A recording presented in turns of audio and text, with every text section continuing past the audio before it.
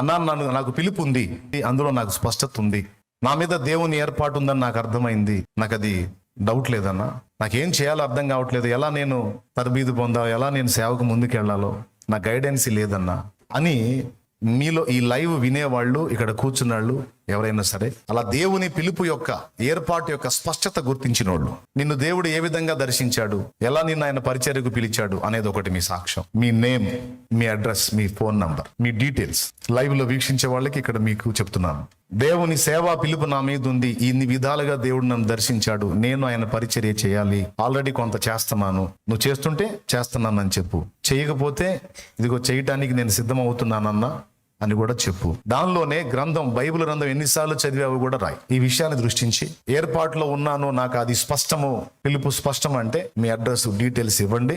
ఎలా నిన్ను దేవుడు దర్శించి మాట్లాడాడో కూడా ఒక ఛాన్స్ ఉంటే, మీరు దూరంలో ఉంటే మెసేజ్ టైప్ చేయొచ్చు, వాయిస్ మెసేజ్ మాట్లాడవచ్చు, మీ డీటెయిల్స్ ఇవ్వచ్చు, అండ్ మీ సాక్ష్యం. అంటే మళ్ళీ గంట ప్రసంగం చేయకండి, అసలు ఎలాగ నిన్ను దేవుడు స్వప్నంలోంచి పిలిచాడా, దర్శనంలోంచి పిలిచాడా, ప్రేరణ ఉందా, లేకపోతే దైవజనుల ద్వారా ప్రవచించాడా, పలికాడా, లేకపోతే వాక్యం నుంచి నీతో మాట్లాడుతున్నాడా, లేకపోతే నీలోనే ఆయన ప్రేరణ, లేకపోతే ఆత్మలను చూసినప్పుడు నీకు దుఃఖమా, అసలు ఏ లక్షణాలను బట్టి నువ్వు ఏర్పాటును గుర్తించావు, దేవుని పని నేను చేయాలి అనే తీర్మానం నీకు వచ్చింది, దేవుడు నన్ను ఆయన పని కొరకు పిలుస్తున్నాడు అనేది ఎలా నీకు స్పష్టమైంది అనేది ఒక మాట. సుదీర్ఘ ప్రసంగం చేయొద్దు. తర్వాత మీ details, name, address, phone number అవన్నీ ఇవ్వండి. నెక్స్ట్ ఏం చేయాలో నేను చెప్తా, ఓకేనా? మీ డీటెయిల్స్ తీసుకున్న తర్వాత అవసరమైతే మీకే ఫోన్ వచ్చింది, అందులో ఏం చేయాలో నేను చెప్తాను, ఎలా మనం ముందుకెళ్లాలో నేను చెప్తాను.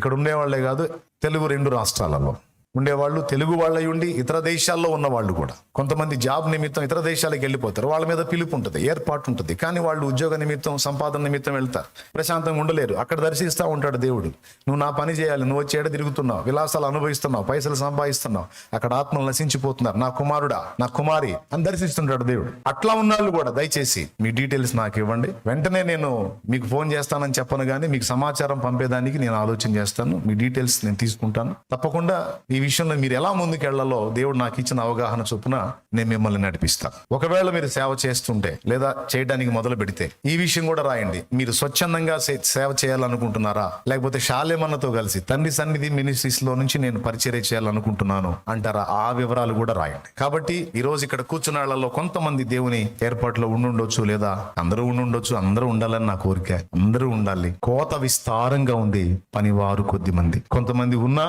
నిష్ఫలులైపోయారు, కొంతమంది ఉన్నా దుర్బోధంలోకి వెళ్ళిపోయారు, కొంతమంది ఉన్నా ఆత్మల భారం విషయంలో చల్లారిపోయారు, కొంతమంది ఉన్నా లోకాశలకు చిక్కారు, కొంతమంది ఉన్నా ధనాపేక్షలో పడ్డారు, కొంతమంది ఉన్నా జీవపు డమ్మంలో పడ్డారు, కొంతమంది ఉన్నా ప్రాంతాలను ప్రభావితం చేసేంత ఉజ్జీవం, అంత భారం కలిగి లేని స్థితిలో ఉన్నారు. కొంతమంది పాపం చేస్తున్నారు, కొంతమంది అడుగేసి కూడా చల్లారిపోయారు. కాబట్టి ఒకడు వెనక్కి తగ్గితే మరొకడు ఆ స్థానాన్ని భర్తీ చేసే విధంగా మనం ముందుకెళ్ళాలి. కొంతమంది నేను చదువులో ముందుకెళ్ళలేకపోతున్నాను దిగులు పడతారు. Don't worry. నేనన్నా 8, నాకు బాప్తీసం ఇచ్చిన ఆయన అయితే 6వ తరగతి అనేక సార్లు తప్పానని ఆ దైవజనుడు సాక్ష్యం ఇచ్చాడు. నాకు బాప్తీసం ఇచ్చిన ఆయన లక్షల మందిని ప్రభావితం చేశాడు ఆయన.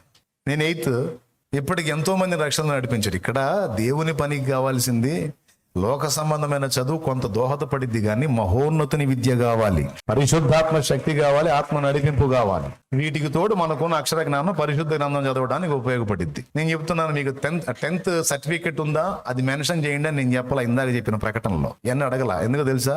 ఒక్కటే, బైబిల్ చదవటం వస్తే జా, పరిశుద్ధ గ్రంథం చదవటం కరెక్ట్ గా పరిశుద్ధ గ్రంథం చదవటం వస్తే జా, ఆ తర్వాత సంగతి దేవుడు చూసుకుంటాడు. ఆయన చిత్తం అయితే నేను చూసుకుంటా. 10th సర్టిఫికేట్ లో, లేకపోతే డిగ్రీ సర్టిఫికేట్ లో, ఇంటర్ సర్టిఫికేట్ లో అవసరం లేదు. పోనీ అబ్బా క్లాస్ వాళ్ళు క్లాసు చెప్తే మాస్ వాళ్ళు మనం మాసుకు చెప్దాం, ఏమైంది? వాళ్ళు ఇంగ్లీష్ లో స్పీకితే మనం తెలుగులో మాట్లాడదాం, ఏమైంది?